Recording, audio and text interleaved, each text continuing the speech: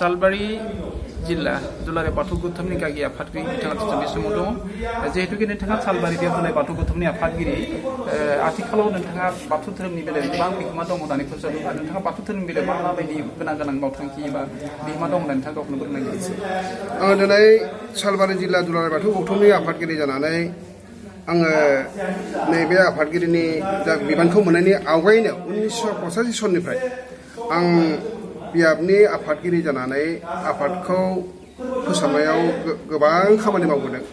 बेनि उनावहाय आङो आरो हागौमानि आं खायसे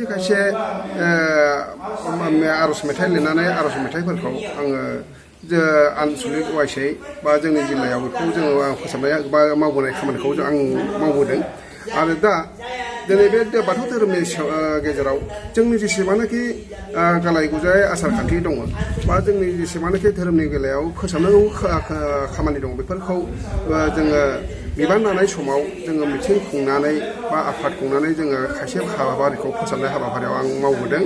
दा बेनिखायनो आङो नै दाबो आंनि बिबान मोननाया मोननै टार्म जाबाय। नै दाबो नै 2020आव आङो आफादगिरि महरै आङो बिबान मोनदों आरो बे बिबान मोननायनि गेजेराव आं जेसेबांनाखि हागौ जे बाथौ धोरोमनि जेसेबांनाखि जेंना जेंसि दङ जेसेबां जोंनि गेजेराव गालाय गुजाय आसार खान्थि दङ बेफोरखौ जों फोसाबनानै जोंनि बाथौ धोरोमखौ मोनसे जोंसार लामाजों सोरांनि लामाजों दैदेनलांनो थाखाय आङो जेब्लाबो मावगोन आं नाजागोन आरो आंहा बेखौ थिरांथा दं। आंहा बाथौ धोरोमनि सायाव फोथायनाय दङ, इसोरनि सायाव फोथायनाय दङ।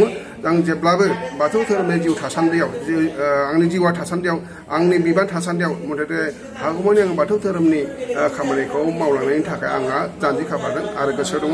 बेखौनो आं बुंनानै नोंथाङा सालबारि बियाब दुलाराय बाथौ गौथुमनि गागि आफादनि आफादगिरि बायदि उथिफुनाय लाइमोन आरो माइनाव बिथांमोननि गेजेराव धोरोमनि माबायदि सान्थौ होनो हागोन होननानै नोंथाङा फोथायो? दा आङो सालबारि जिल्ला दुलाराय बाथौ गौथुमनि आफादगिरि जानानै आंहा बेल' नोजोर जोङो बाथौ धोरोमखौ जों फोसाबनो थांनायाव बाथौ धोरोमनि खामानिखौ मावनो थांनायाव खालि गागि आफादखौल' सोनारालासेनो जोंनि गेजेराव जिनोखि माइनाव आफाद माइनाव आइजोफोर दङ, लाइमोन दङ, बे लाइमोनफोरनि गेजेरावबो जोङो बाथौ धोरोमनि खायसे गियान बोसोनफोरखौ मावनांगौ खामानिफोरखौ जोङो बिसोरनि गेजेराव जे गियान होनायानो बोसोन होनायानो जोंनि बाथौ धोरोमनि खान्थि। बेनिखायनो बेफोरखौ मावनो थाखाय जोङो नै दा मैयानिफ्राय जेरैबायदि मिरु गौथुमनिफ्राय लाइमोन आफादनिफ्राय फैनानै जे जथाय मेल खुंदों बे मेल खुंनायनि गेजेरजों जोङो माइनाव आरो लाइमोनफोरखौ जे सांग्रांथि लाबोनायनि थांखियानो जाबाय मा जोंनि जिल्ला आफादनि मोनसे गोहोम गिदिर थांखि। बेखौनो आं बुंबाय आरोखि। बे समाव जोंजों सासे सालबारि बियाबनिनो माइनाव आफादनि नेहाथारि दङ। जों बिथांनिफ्राय मोनसे बाथ्रा लानानै लिरदों। गिबियावनो आब'खौ जोङो बरायनाय थाबाय बाथौ बिसाराव बरायबाय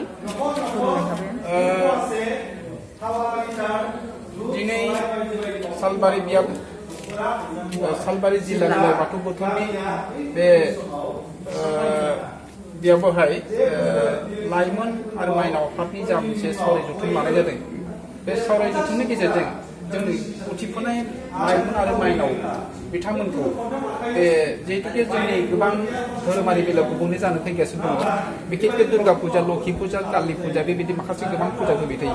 बे फुजानि बेलायाव जोंनि बर' उथिफुनाय लाइमोन सेंग्रा सिख्लाफोर एबा माइनावफोरनि गेजेराव माबायदि नोंथांमोना मोजां थासारि लाबोनानै धोरोमनि सांग्रांथिखौ लाबोनो हागोन होननानै माइनाव आफादनि बेबायदि मोनसे गोनां थांखि लानो बा सानदों नामा? नंगौ, आङो सालबारि जिल्ला माइनाव आफादनि आं सासे नेहाथारि, आं सासे गोदानै बिबान मोननाय आं नेहाथारि। बिनि अनगायैबो आङो धोरोमनि बेलायाव आङो माखासे सरसाखौ खालामोब्लाबो आं बिबानगिरि हिसाबै आं एबारसो गोदानै प्रथम बिबानगिरि जादों।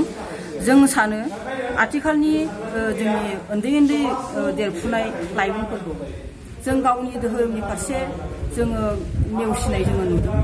दिनैनि जोंनि गेजेराव गुबुन धोरोमनि फुजा मेलाफोराव थांनानै जोङो जाक जमगै बिसोरखौ फुजा फाथाल होनानै आरो बिसोरनि फोरबोफोरखौ जोङो फोथांना लाखिनायफोरखौ जोङो नुबोदों।